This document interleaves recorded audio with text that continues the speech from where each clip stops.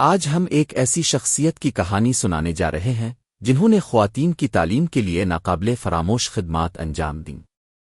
یہ ہیں ایما ولرڈ، وہ عظیم خاتون جنہوں نے تعلیم کے دروازے خواتین کے لیے کھولے۔ اس ویڈیو میں ہم جانیں گے ان کی ابتدائی زندگی، ان کے تعلیمی ادارے، ان کی تصانیف کامیابیاں اور ان کی وفات کا احوال۔ تو آئیے ان کے سفر پر ایک نظر ڈالتے ہیں۔ ایما ولرڈ 30 فروری 1787 کو امریکہ کی ریاست کنیکٹیکٹ میں پیدا ہوئیں۔ وہ ایک کسان کے گھر پیدا ہوئیں جہاں تعلیم کو اہمیت دی جاتی تھی۔ ان کے والد نے انہیں دوسرے بچوں کی طرح سیکھنے کا موقع فراہم کیا، جو اس وقت ایک غیر معمولی بات تھی۔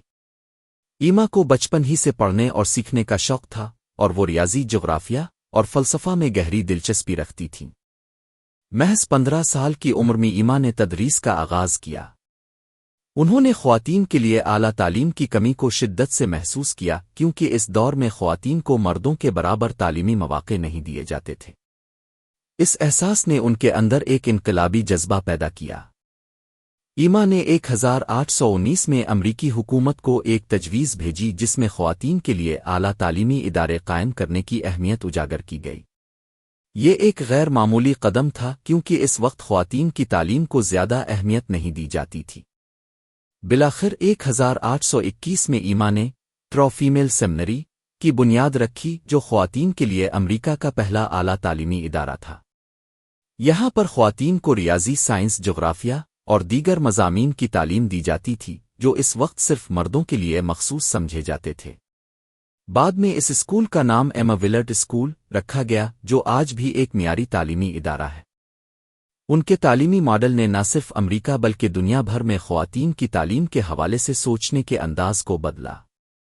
ان کے ادارے سے فارغ التحصیل خواتین نے آگے چل کر تعلیم کے شعبے میں نمایاں خدمات انجام دیں۔ ایما کا خواب تھا کہ دنیا بھر میں خواتین کو اعلیٰ تعلیم کے مساوی مواقع ملے، اور ان کی کاوشوں کی بدولت یہ خواب کسی حد تک حقیقت بن گیا۔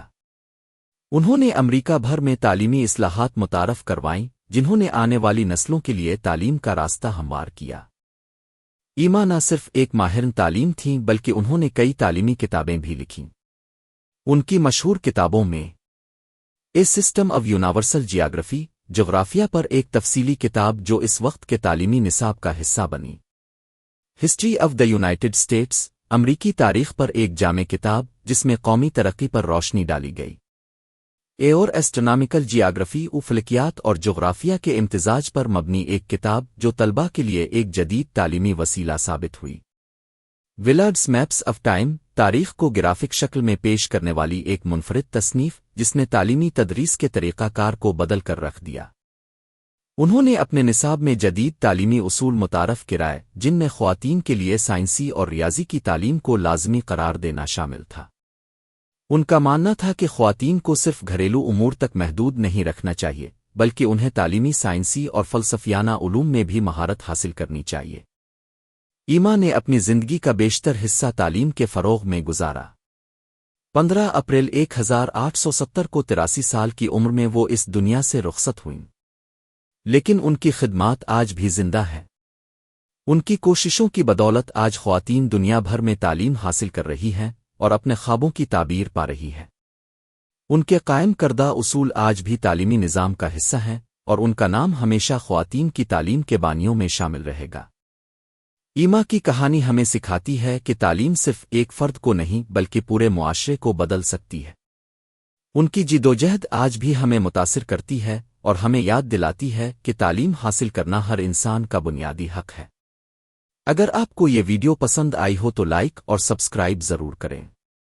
آپ کس شخصیت پر مزید ویڈیوز دیکھنا چاہتے ہیں؟ ہمیں کمنٹس میں بتائیں۔